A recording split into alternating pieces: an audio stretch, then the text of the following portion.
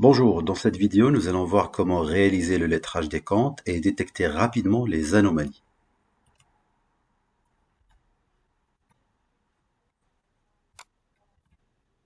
D'abord, quelques rappels importants. Premièrement, la typologie des comptes généraux.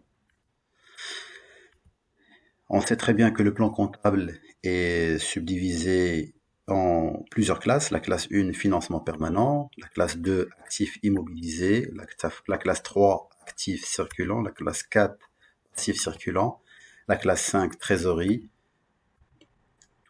Ces classes-là, de 1 à 5, forment ce qu'on appelle les comptes de situation, qui nous donnent le bilan avec son actif et passif.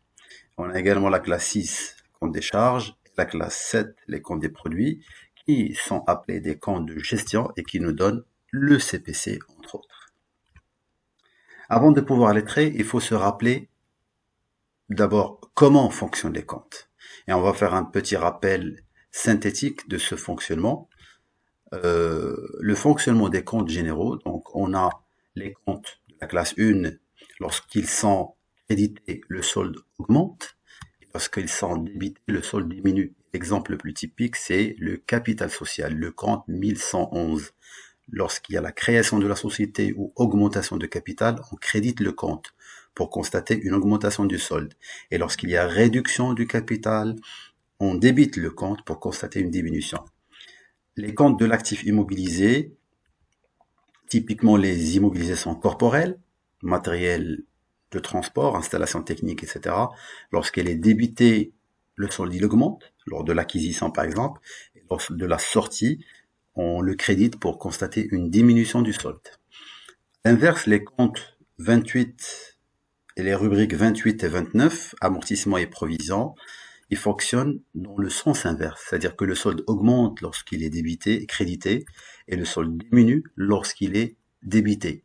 Les amortissements, c'est très bien que dans le bilan actif ou passif, dans le bilan actif, on présente la colonne brute et la colonne amortissement-provision et la colonne nette. Cette présentation, elle est le constat de ces deux comptes. Les actifs immobilisés au débit, ils augmentent, et lorsqu'il y a une augmentation de l'amortissement, par exemple, il est crédité, et la différentielle entre les deux, ça nous donne le net. L'actif circulant, c'est comme l'actif immobilisé, il augmente au débit et il diminue au crédit. Exemple, stock, créance client. Lorsqu'il y a augmentation, donc on les crédite, on les débite, et lorsque ils sont réglés ou sortis, on les crédite. Et toujours la même exception avec la rubrique provision pour dépréciation. Elle fonctionne au sens inverse, c'est-à-dire qu'elle augmente au crédit et elle diminue au débit. Et c'est pour ça que également au niveau de l'actif, on a la colonne brute et la colonne nette, et la différence, ça nous donne le net. La colonne brute et la colonne amortissement, et le différentiel, ça nous donne le net. On a également le passif circulant. Exemple, les fournisseurs, compte fournisseurs, ils augmentent au crédit lorsqu'il y a une augmentation de dette fournisseur, et lorsqu'il y a un règlement de fournisseur, on le débite pour constater une diminution de cette dette.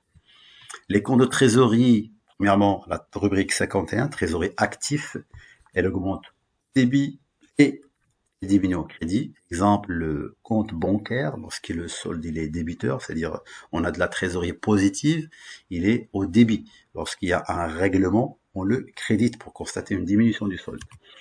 À l'inverse, la trésorerie passive, elle fonctionne bien sûr au passif lorsque le solde augmente. Exemple, lorsque le compte est créditeur, c'est-à-dire on a un solde en dessous de zéro, c'est-à-dire que la banque nous a prêté une partie de l'argent, en découvert par exemple, en facilité de caisse, on le crédite. Et lorsque